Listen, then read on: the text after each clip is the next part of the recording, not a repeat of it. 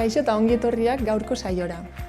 Gaur platoan izango ditugu Mugitu mugimenduko Julio pasaden asteburuan egin zuten mendi martxa hitz egiteko eta beranduago Maripaz Arizkun, Paz de Zigandako helduen abesbatzako kidea. Larunbat honetan Fair Saturday dela eta egingo duten kontzertu solidarioaz aritzeko.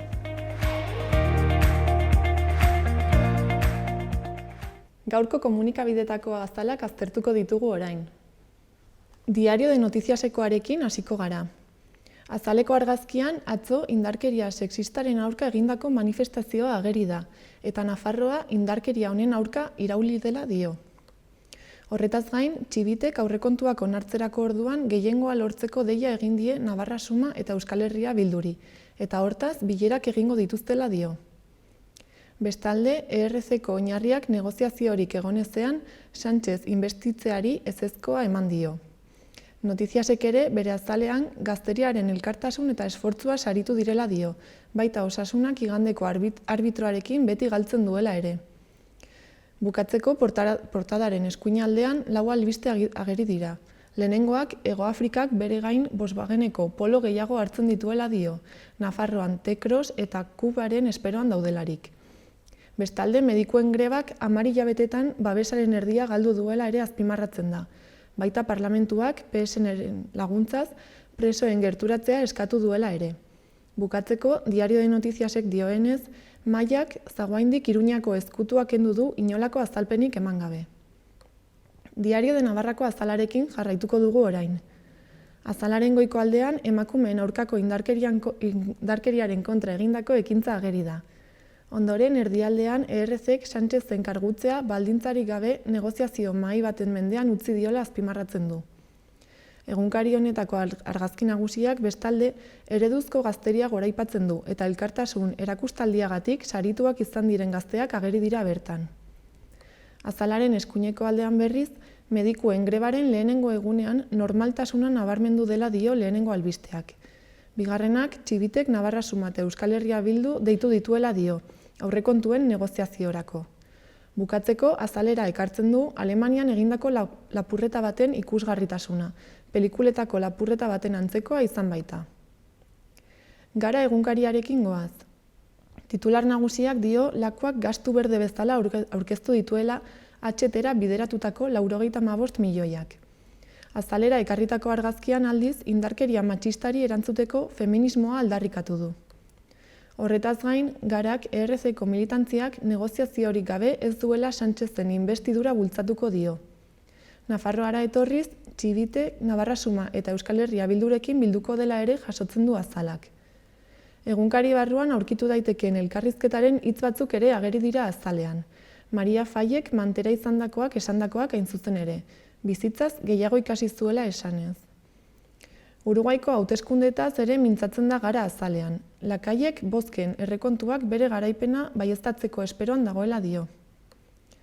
Bestalde, Ipar Irlandako kanpainan Brexitak jokatzen duen paperaren inguruko erreportaiaren aurrerapen bat ere ageri da komunikabide honen azalean. Eta bukatzeko, Ricardo Arregiren ondare oparoari begirada bat pantaila handitik egingo diola aurreratzen da ere. Berria aztertuko dugu orain. Adierazpen eske ez, baliabide eske, dio titular nagusiak argazkiarekin batera. Mugimendu feministak emakumeen aurkako bortxari aurre egiteko baliabideak eta konpromisoak eskatu dituela azpimarratzen du azalak. Gainera, Mentxu Hernando ikertzaileari egindako elkarrizketaren aurrerapen bat ere dakar. Adineko Andreen aurkako indarkeria kronifikatua eta normalizatua dagoela esanez. Horretaz gain, azalaren eskuineko aldean beste albiste batzuk jasotzen ditu.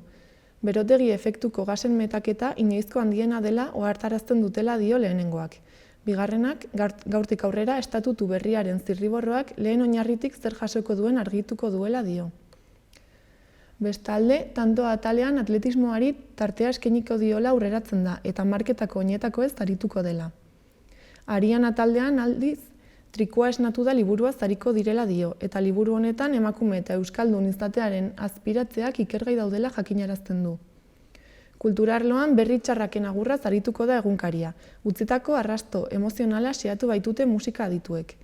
Horretaz gain, Iruñean etxeko sarraia aldatuta 4 seme alabako familia bat kaleratu dutela ere esaten da azal honetan.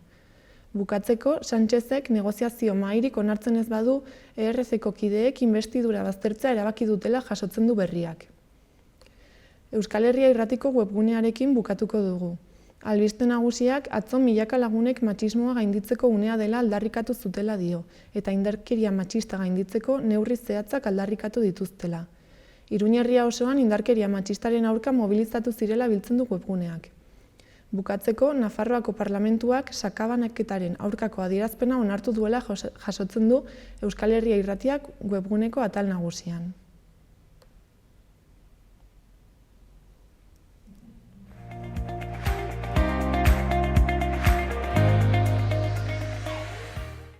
Gaurko eguraldiaz mintzatuko gara orain. Gaur azaroaren 26ean hegoaldeko haizea zakartu egingo da eta tenperaturak gora egingo du ipar partean. Haizeak temperatura igoaraziko du kostaldean batez ere. Bertan maximoek puntualki 20 graduak gaindituko dituzte. Egunaren lehen partean hodeiak eta urdinguneak tartekatuko dira, erdi mailako hodeiak eta goi hodeiak nagusi izanik. Arratsaldeak aurrera egitearekin batera hodeiak ugaritu egingo dira eta litekeena da euritara jotzea, batez ere gauean. Haize bolada oso gogorrak neurtuko dira haizeguneetan. Bihar, azaroaren 27an, hegoaldeko haizeak indar pixka bat galduko du, baina oraindik ere bizi ibiliko da. Tenperaturak behera egingo du eta asteartean irabazitakoa galduko du. Hodeiak eta ostarteak ikusiko ditugu berriz ere, baina lehen eta azken orduetan hodeiak ugariagoak izango dira eta baliteke euri pixka bat egitea.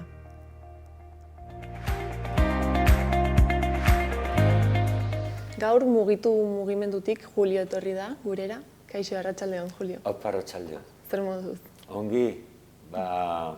Ongi joan delako asteburuko ekimena, jende aldetik, ongi, 80 lagun elkartu gara, ez daztu behar oso, ibilbidea ere ez dela oso polita, esan nahi dut, obretako ibilbidean zer egin dugulako tarterik handiena eta benetan nahiko pixkote depresioa jota batzuk gelditu direlako eta, Eta ez dakiten entzat zer egin duzuen asteburu hontan, mendi martxa, ez? Bai. Martzillatik hori da. Erriberrira. Egin dugu 2 eguneko mendi martxa, Martzilla eta Erriberrien artean zen lehenbiziko eguna, larunbata, eta igandez egin dugu Erriberri eta Tafaien artekoa. Eta nola bururatu zitzaizuen hau antolatzea?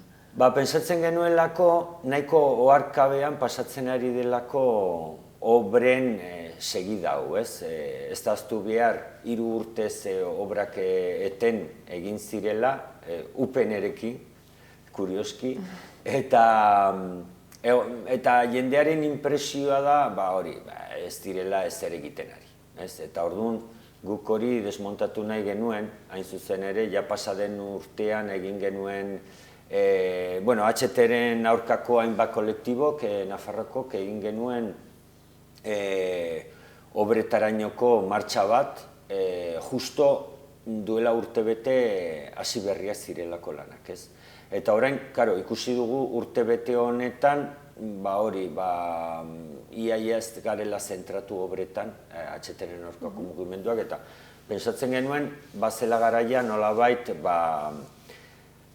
obren segida hau nabarmentzeko eta jendeari ohartarazteko, benetan obrak aurrera darraitela eta gelditu behar ditugula, ez. Eta parte hartu zuen jendea, zer zen, inguruko herrietakoa edo? Denetatik, bazen inguruko herritakoak, baziren Iruñerrikoak, gero Euskal Herriko beste zonaldetatik etorriak, eta bai.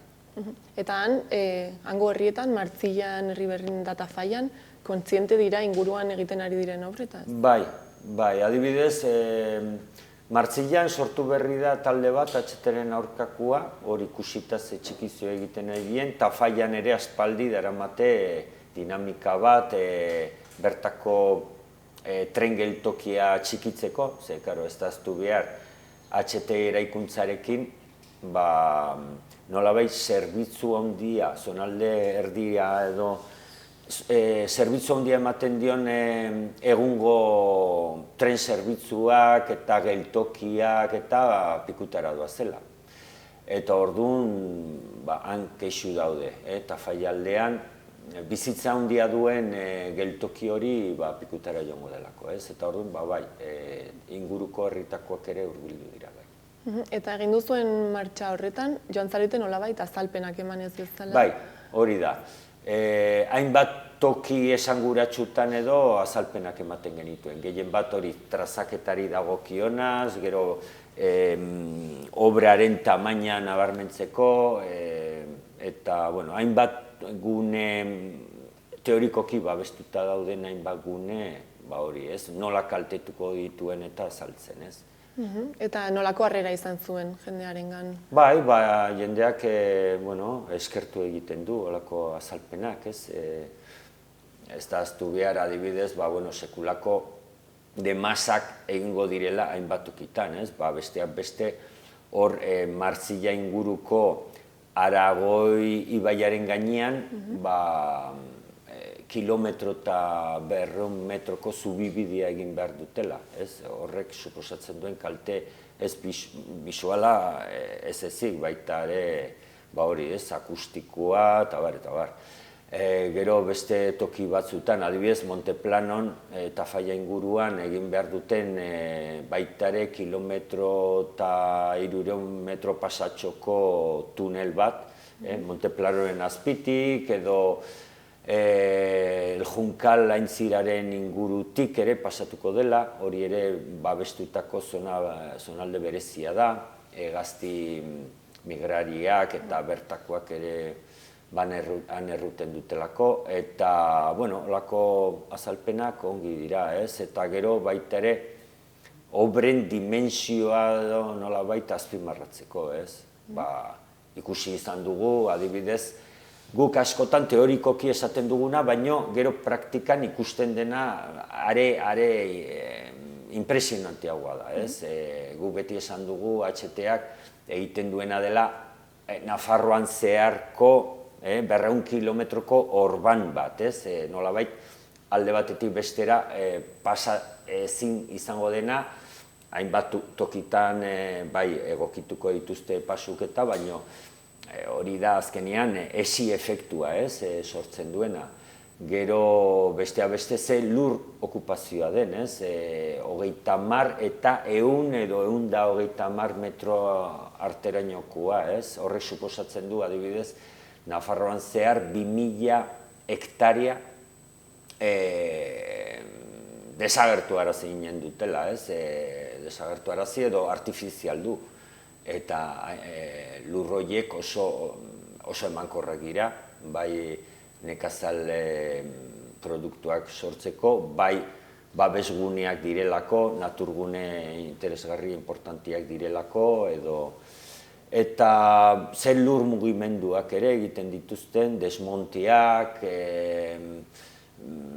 dena lehundu behar dute, dena desnibelaia ez du admititzen, eta orduan dena berdindu egin behar dute, mendi bat suntxitu, eta aran bat balin bada bete, eta tunelekin zer esanik ez, ze lur mugimenduak, eta gero baita ere hondakindegiak, ez, alboetan dauden hondakindegi galantak, ez, hor adibidez, Alesbes ondoan, 20 hektariako zabortegi bat dago, hor hondakindegi guzia botatzen dituzte, eta orduan, horrek nolabait adierazten digu zenolako obra baten aurrean gauden, ez.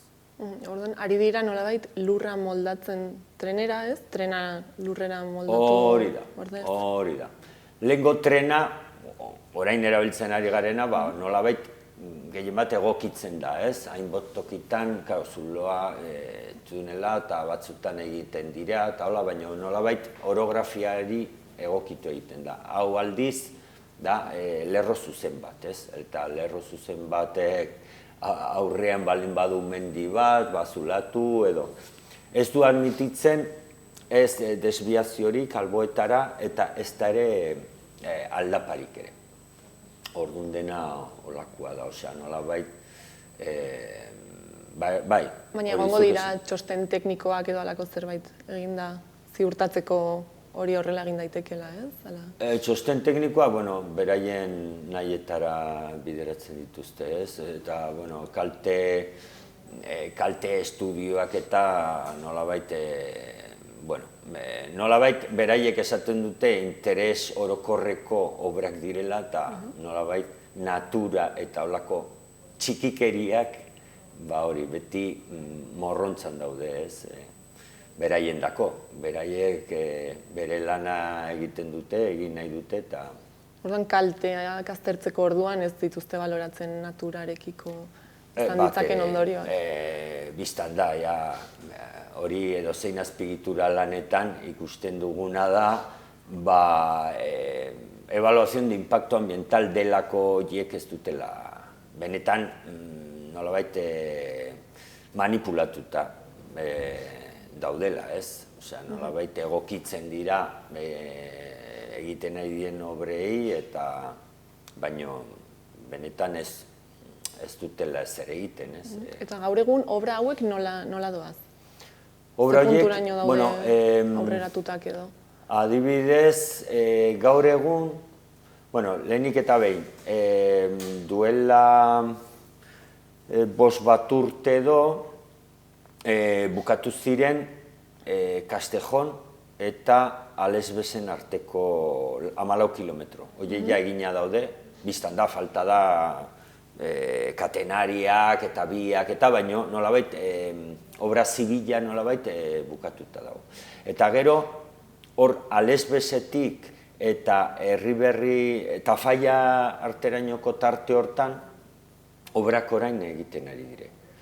Hasi, duela urte bete edo, hasi ziren, eta baino bai, mugimendu handia dago, kamioiak, makinak nahi, eta hori da. Eta uste duzu herritarren gehiengoa kontra dagoela, obranen kontra? Bertan, oposaketa ez da oso nabarmena, eta zoritxarrez, adibidez, ikusi duguna espropiazioetan, desjabetzetan eta hola, jendeak nolabait, ez dagoela kontent, baino azkenian ikusten dute euren burua etxituta ere. Ikusten dute benetan obra handia dela, ikusten dute, eta ez gauza ikusten dute euren burua nolabait horren aurka borrokatzeko, ez? Baina hortan ari gara, nolabait piztu nahian, ez, oposaketa eta... Eta zuek mugimendua sortu zen 2010an, uste dut, ez? Bai. Eta hortik ona, nabaritu duzu jendea inplikatuago edo dagoela? Hainbat momentutan eta bai, gora egin izan da, ez, oposaketa eta gure aldarria nolabait ez da askotan erreza izaten, guk aldarrikatzen duguna da desobedientzia, ez? HTri desobedientzia eta ekintza zuzenak eta egiten ditugu eta orduan batzutan bai, guk gauzak egiten ditugu, baina gero beste kontua da aber jendeak segitzen duen edo, baina bai, pozik gaude. Eta uste duzu gelditu daitekela, HTA? Nik uste baietz, baina ez bakarrik gure indarraren gatikan, ez? Nik pensatzen dut, nolabait muturreko egoera baten gaudela, ez? Bistan da, oain azkeneko protesta direla eta nik uste jendea konturatzen ari dela hola segitu ezkero ez dugula etorkizunik. Nolabait, krisi zibilizatorio baten barruan ondoraino sartuta gaudela, ikusten da, ez, gehien bat emergentzia klimatikoaren inguruan eta zekezka sortzen ari den, baina ez da hori bakarrik. Jendea ja ikusten du benetan hau planeta mugatua dela, ezin dugula erabat hazkundearen segida hori mantendu. Azkenean, nolabait, lehen gaia mugatuak ditugu. Orduan, karo, ikusten ari gara, nolabait, hainbat elementu, adibidez, petrolio, ura, eta bar, hola segitu ezkero, bukatu ginen direla. Eta teknologiak, askotan jende askok uste du teknologiak salbatuko gaituela, baina hori ez da egia. Momentu baten, ikusiko da, elementurik ez dugula, itsasoen kalitatea gero eta okerrago dela, kutsadura gero eta handiago, lurraren beraren produktibitatea gero eta apalagoa dela, eta bar, orduan nolabait jendeak ikusten du etorkizuna ez duela hortik, ez? Eta nik uste, nik itxaropentsua naiz momentu batian jendeak bere gain hartuko duela hori, ez? Ondorengoei nolabait abertze planeta uzten ari garen eta benetan ohartzea, ez? Ze, karo, horrela ez goa zinora. Bueno, bai, amildegitik beiti, ez? Baina nik uste momentu batian eta gero eta gehiago, ez? Gazte jendean gan eta ikusten ari da, ez? Hori, kezka hori badagoela. Ze, orain igual izango da, momentu historiko igual bakarra, nolabait, uste duguna urrengo belaunaldik okerrago biziko direla. Ze beti, ez, gure arbasoetan eta beti pentsatzen zuten, ez, evoluzioa lineala zela eta gero eta hobekigo biziko ginela, eta gaur egun gazte ja konturatzen ari die, prekarietate gero eta handiago, zea kondizio, bueno, baldintza lan, arloko baldintza gero eta okerrago, natura gero eta suntsituago, eta bar. Eta orduan, bueno, nik uste nolabait produzio, kontsumo eta bizitzeko moldea aldatu behar dugula. Hala ere, aurtengo aurrekontuetan, adibidez, diru zati handi bat obra hauetara doa, ez? Zoritxarrez hori da, eta orain, karo, konturatzen ari gara, sorpresa handiz, orain denak direla ekologistak, politikariak esaten dute aldaketa klimatikoari aurre egin behar zaiola, eta zer, saldu nahian dabiltzela, oraindikan HTA adibidez, tren berdea dela, eta hori guztiz gezurra da. Osea, HTen, bueno, ikusi besterik ez da egin behar obrak nola egiten diren, hori da, makina erraldoiak mugitzen, horiek konsumitzen dute, pentsa ez, gasolio pilo, gero porlana, zenbat porlan, hori ere, porlana hori da CO2 emisioak gero eta handiagok izatea. Eta gero, inoiz martxan jarriko balute, faraunkeri hau konsumitzen du energia pilo. Hor daude Castejongo zentral termikuak, horiek izango dira HTren gasolindegiak, nolabait, eta gero, hortik transmititzen den energia guzia autopista elektrikoen bidez, ere. Hainbat udalek errefusatu indutena, ez? Kutsadura elektromagnetikoa sortzen dulako, eta gero lur okupazioan gatikan, ere. Hor ikusi genuen, mendi martxa honetan ez dugu bakarrik ikusi HTek zer suposatzen duen, eta baizik eta zenolako gizarte eragin dugun, ez? Hor adibidez, nabaria da, leheno komentatu dudana, ez? Zentral termikoen kutsadura, CO2 isurketa ikaragarriak horre sortzen dituena, tokirik kutsatuena baita Castejongo ingurua. Karo, hortik zenolako tensio altuko autopista elektrikoak sortzen diren, hori ere ikusi genuen, gero gazbideak, ere, Argeliatik ekartzen dugun gaza, hor gure oinen azpitikan pasatzen dena, gero zenolako haizerroten ugalketa ere egin dute, iaia ez dago mendi bakarra hor herrialdean industrializatu ez dena. Guk, biztan da, energia berriztagarrien alde gaude, baina ez olako erraldoikeriak jasatearen aldekuak, ez? Guk pentsatzen dugu, modu deszentralizatuan egin behar dela, energiaren produkzioa, eta ez monopolioen, betiko monopolioen esku dagoena, ez? Ikusi genuen adibidez Ituizko urtegiaren ura, nola eramaten duten, araño, nolabait nekazal produzio guztiz industriala, kimikoa, kutsatua sortzeko, zeran produkto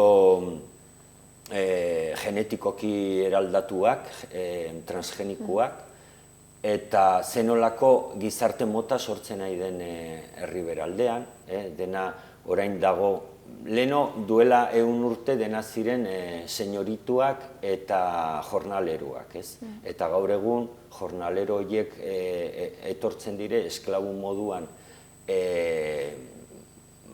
ego nazioetatikan, Afrikatikan, Ego Amerikatikan, nola ze kondizioetan bizi diren, eta bar, osea, ikusten ari gara benetan hau jasan ezina dela, ez? Eta ezin dela nolabait, eta horri aurre egin behar zaio, ez? Eta etorkizunera begira baduzue pentsatuta ekintzaren bat edo... Bueno, bai, ari gara obrei begira, planteatu nahi dugu hemendik aurrera, hori ez, zer egitea. Ez dugu publiko egingo biztan da, baina, bueno, ari gara. Horren erne egotea, beste, bueno, planteatuko ditugun mobilizazioetara, eta gero, bueno, HTren mugimendu orokorretikan ere, hainbat ekimena daude, sakanan prestatzen nahi die hainbat gauz ere, sakanako mugimendua ere handitzen ari delako, eta bar, ez, osea, orduan datozen hilabetetan, hainbat deialdi eta hainbat ekimena izango dire. Mila esker ez dakit zerbait gehiago gehitu nahi duzun, ala? Jendeari animatu eta ohartarazi benetan horrela gaizki guazela, nolabait aldatu beharren gaudela eta gure etorkizuna jokoan dagoela. Bale, mila esker, Julio, gurekin egoteagatik eta guztia kontatzeagatik.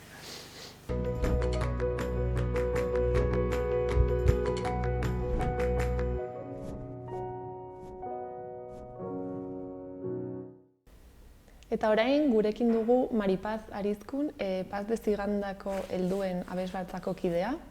Kaixo. Kaixo. Zer moduz? Osongi. Etorri zara esateko, ez, larunbat honetan, kontzertu berezi, solidario bat egingo duzuela. Bai. Zer aldi guztu kontatu horri buruz? Kontzertu hau Fair Saturday barnean dago. Fair Saturday da esperientzia oso polita estatu mailan eta mundu osoan zehar zabaldu da ja azkenengo urtetan.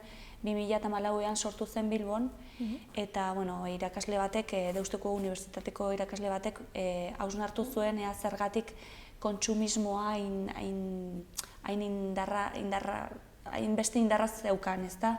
Orduan, badakigu aste honetan ospatuko dela Black Friday hori eta nola kontsumitzen dugu asko, eta berak pentsatu zuen zergatik kontsumitu kultura. Orduan horregatik egiten da kontzertu hauek, edo ekitaldi hauek, kultural hauek, egiten diren azaroaren azkenengo larun batean. Orduan Black Friday da ostiral honetan, eta larun batean izango da Fair Saturday. Orduan egun horretan egiten dira ekintza kultural asko, eta lortzen den diruarekin laguntzen duzu elkarte bati. Eta zuek, Paz de Zigandako helduen abesbatzak noiztik parte hartzen du? Gu hasi ginen iaztik.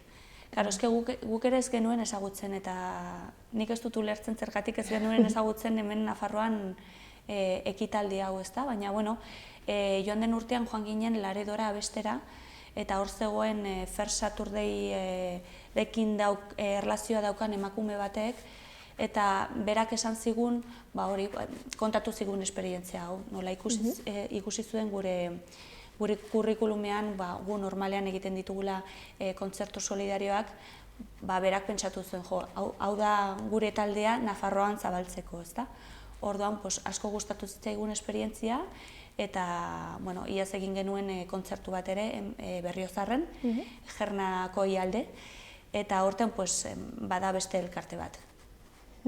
Eta aurtengo elkartea aurkeratu duzue Besarkada deitzen da? Besarkada, bai. Hor, Besarkada lantzen dutena da, hor dauden pertsonak sufritu dute suizidio bat haien etxeetan, eta hori kudeatzeko eta beti olako gauzak gertatzen direnean, beti ez dakit eramaten dira hobe beste batzuekin elkartzen zarenean, ezta? Orduan haiek sortu zuten elkarte bat eta haien alde egingo dugu kontzertua.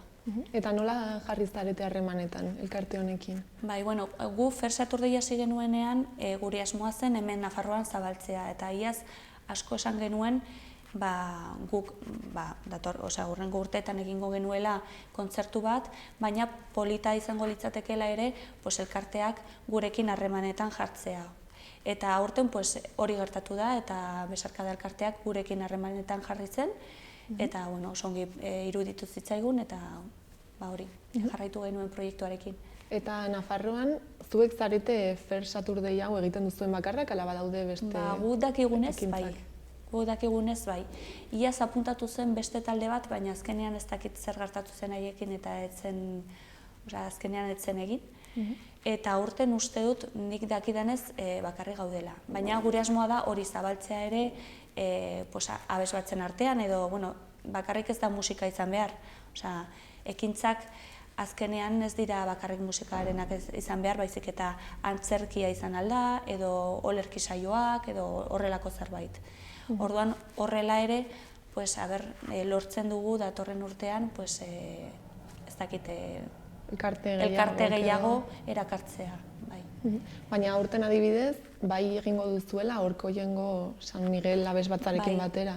Bai, klaro, eske hori zabaltzeko ere, pentsatu genuen, zergatik ez dugu egiten kontzertua beste abesbatz batekin, eta horrela haiek ere sartzen dira Saturday, ezagutzen dute proiektua, eta igual datorren urtean haiek egingo dute eta antolatuko dute beraien proiektua.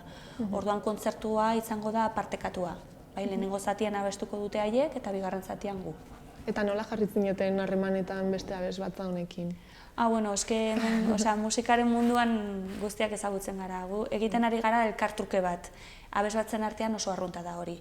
Egiten dira elkartrukea, pixka bat, kontzertuak lortzeko nolabait, joan den azaroaren 17an egon ginen gu Orkoienen abesten, eta haiek nola bueltatu behar ziren gurera beste kontzertu bat ematera, nik pentsatu nuen, moduriko berena Saturdayen sartzea.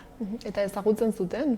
Ez zuten ezagutzen. Ni joan nintzen haiek ensaiatzen dute larun batetan, eta joan nintzen haien gana, azaltzera zer zen, eta haiek jakiteko behintzat zertan datzan proiektu hau. Eta gustatuko zitzaien, ez? Gustatuko zitzaien, eta horregatik espero dut datorren urtean haiek egitea berea. Eta adibidez, kontzertu hau antolatzeko orduan, erresa da? Esan nahi dut azkenean tokia bilatu behar duzu, ez? Hori da, zaiena da tokiarena. Kontzertu bat edo non eman dezakezu, baina guk nahi genuena zen tokia handi bat. Zen betetzen baldin badugu, diru gehiago da elkartearentzako. Orduan iaz egin genuen Berriozarren eta aurten izango da Burlatako kulturetxean. Hor 400 piko eserleku daude eta nik espero dut betetzea behintzat. Eta sarrerak eskuratzeko nola egin daiteke? Burlatako kulturetxean, bertan, lehiategian izango dira salgai egunen berean. Baina, eroz ditzakegu interneten bidez. Ja daude web horri aldean eta aldez aurretik erosi aldira. Eta zenbat balio dute? 5 euro. Eta diru guztia da Besarkada abesbatzak, haientzako. Eta gero ere fila zero bat jarriko dugu, ez dakit igual jendeak imaginazazu pertsona bat joan nahi duela kontzertura, baina ezin du, eta hor badauka kontu korronte bat jartzeko dirua nahi baldin badu. Eta adibidez, esan duzu, Nafarroan zuek bakarrik zabiltzatela momentuz, baina beste tokietan bai egiten dela asko. Bai, eske mugimendu hau hasi zen Bilbon, eta lehenengo urtean, asko mugitu zen, eta 17 abes bat abestu zuten egunen berean. Asmoa zen hasieran egiteko kontzertu guztiak ordu berean, eta lehenengo urtean hala izan zen, baina nola zabaldu zen hain azkar, karo, azkenean, imaginazazu, iaz uste dut antolatu zen kontzertu bat Bogotan. Karo, ordutegiak ez dira berdinak, orduan bakoitza jartzen du beraren ordutegia, baina bai izan behar duela egunen berean. Orduan oraintxe bertan baditugu kontzertuak, aste honetarako, ez dakit, Euskal Herri mailan, estatu mailan, eta gero Europan, Ameriketan, bai, asko zabaldu da. Eta hurrengo urtera begira, ere baduzue ja zerbait pentsatuta? Bai, egon ginen hizketan emakume horrekin, Bilboko emakume horrekin, bai, eta, datorren urtean guk ospatzen dugu gure 10. urte hurrena. Eta gonbidatu gaituzte kontzertu bat ematera Bilbon bertan. Karo, badaude ekintza pilo bat egunean zehar, eta oraindik ez dakigu sartuko gaituzten edo goizez edo arratsaldez, baina bai Bilbon izango dela badakigu. Beraz, zuentzat ere berezia izango da. Bai. Eta nolabait, igual eskertzeko Nafarroan sartu duzuela ere Saturdaia. Gara pixka bat hori sortzaileak hemen gutxi gora bera, eta hori eskertzeko moduan hori bururatu zitzaien, eta gu oso posit. Eta orduan hemen Nafarroan hurrengo urtean beste norbaitek antolatuko du? Bai, nik espero dut, horko joango abez batza, animatzen den datorren urtean, edo bestela, ni saiatuko naiz, igual dauzkadan kontaktuekin hitz egitea, eta behintzat ekitaldi bat sortzea, mantentzeko hemen, eta ez galtzeko. Eta hemen norbaitek antolatu nahiko balu, ez dakit, badago norbaitek edo plataformaren bat edo laguntza eskaintzeko hau antolatzeko? Bai, badago web orrialde bat, jartzen baldin baduzu Googleen Fer Saturday horra agertzen da plataforma, eta oso erretza da. Registrate edo apuntate edo olako zerbait dena den, ni nago prest laguntzeko edo norre. Ez dakit nola, nik ezagutzen dut ja nola egiten den, laguntzeko prest nago esateko edo kontatzeko edo nola egin behar den, eta hori. Eta gero, haiek badaukate ere, korreoak eta kontaktuak harremanetan jartzeko, oso erretza da, errezteko gauza. Badago laguntza, ez? Bai, gero badago norbait beste aldean. Esan nahi dut, izan ditugun arazoak, ez dakit igual jakiteko aizu, eta noiz bidali behar dituzuen kartelak, badago beste norbait beste aldean, ez da? Igual ez duzu ezagutzen pertsonalki, baina beti badago norbait. Eta, kasu honetan besarkada elkartearentzat, suposatzen dut, diruaz gain ere, suposatuko duela beste zerbait esan nahi du. Bai, bisibilitatea. Iaz egin genuen kontzertua izan zen Jernako aldez, eta haiek esaten zuten, egon ginen astean zehar medioetan, ere kontatzen eta haiek esan zuten, hori, atera genituen 800 euro, eta hori oso importantea zen, baina batez ere haientzako da bisibilitatea. Eta gizarteak jakitea hor daudela lan egiten. Beraz, pasaren urteko esperientzia positiboa izan zen. Bai, oso ona izan zen, bai. Eta elkartea ere pozik gelditu zen. Elkartea oso pozik gelditu zen, bai. Gainera nola guk antolatzen dugu dena, haiek ia ez dute zer egin behar. Gu jartzen dugu dena, bilatzen dugu lekua, egiten ditugu gestio guztiak, orduan haiek bakarrik joaten dira, eta disfrutatzen dute, eta hori. Beraz, superpozik. Bai, hori da. Eta, ez dakit beste urtean zehar edo, beste ekintzaren bat ere egiten duzu horrela solidarioa? Aurten uste dut ez dugula egin, baina igual ez dakit joan den urtean edo aurrekoan izan genituen 3 solidario, edo 4. Batzutan, ez dakit deitzen dizute, iaz bai, oker nago, joan ginen Getxora abestera, eta hor ere kontzertu solidario zen, Lagota de Letxe elkartearentzako, gero Caritasen alde, Adanoaren alde, Anaren alde, egin ditugu pilo bat. Eta gustatzen zaigu, Eta badu berezitasunen bat, justu larun bat hontan egiteak, ala beste kontzertuak ere Bueno, nik badaki beste gauza batzuk badaudela, baina, bueno, osea, bai egiten dela azkenengo, hori, azaroaren azkenengo larun batean, justo aurreko egunean Black Friday delako. Beraz, kritika moduko bat edo? Kritika moduko bat, bai, da kontrastatzeko pixka bat, hori, ostiralean egiten dena, kontsumitzen dugu eta asko, baina horrengo egunean egingo dugu beste gauza bat. Orduan ere da pixka bat gizarteak pentsatu dezan, hori da, gainera kontzertuaren hasieran beti irakurtzen da manifiesto bat. Fair Saturdayen manifiestoa, eta horrela kontzientziatzen duzu jendea, zertara etorri den, kara, oske jendeak ere ez dakit zer den Fair Saturday. Osea, haiek ulertzen dute kontzertu solidario batera joan direla, eta elkarte batentzako dela, baina ja Fair Saturday zer den ez dute ezagutzen. Orduan, publikoa ere badaki eta ezagutzen du. Ez dakit bukatzeko zerbait gehiago gehitu nahi duzun? Bai, esateko non den eta ordua, hori da Burlatako kulturetxean, larunbat honetan, eta arratsaldeko 7:00. Eta hori, sarrerak daudela salgai interneten bidez, 5 euro balio dute, eta animatzen dut jende guztia etortzeko. Mila esker, hona etortzeagatik, eta ea guztia primeran duan larun batean. Mila esker. Aste honetako agenda errepasatuko dugu. Gaur arratsaldeko 7:30 bertso jaialdia egongo da Antzerki Eskolan. Bertan, Alaia Martin, Andoni Egaña, Eneko Lazkoz, Iker Gorosterrazu, Maian Etxoperenak eta Sustraiko Linak hartuko dute parte. Bihar, arratsaldeko 7:00, Bernardo Atxagak bere azken liburua aurkeztuko du plazaran. Gainera, bihar eta etzi, Nupen Euskararen astea ospatuko da ekintza desberdinekin. Honekin gaurko saioa bukatuko dugu. Orain, ostegunean Mikel Urdangarinek kontzertua eskainiko duenez zentralen, bere bideoklip batekin utziko zaituztegu. Mila esker oregoteagarren eta bihar arte.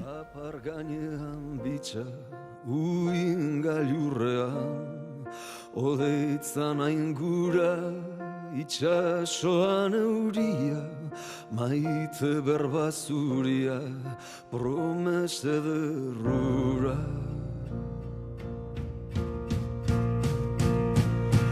Oianean izilik,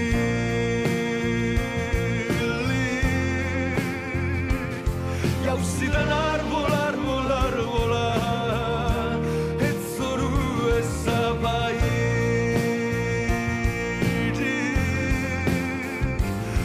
Talkan etxola, etxola, etxola.